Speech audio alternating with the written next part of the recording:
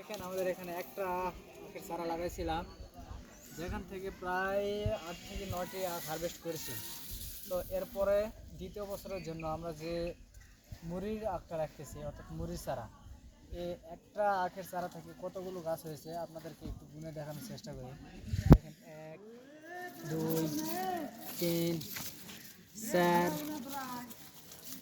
5 6 7 8 9 10 11 12 13 14 15 16 17 18 already 18টি হয়েছে, আমাদের আরও কয়েকটি বাকি রয়েছে। 19 20 21 22।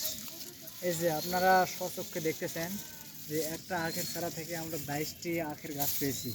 নিচ থেকে বের হচ্ছে, আরও হবে ইনশাল্লাহ। তো একটা আখ থেকে আমাদের 22টি, একটা আখের চারা থেকে 22টি আখ পাচ্ছি আমরা।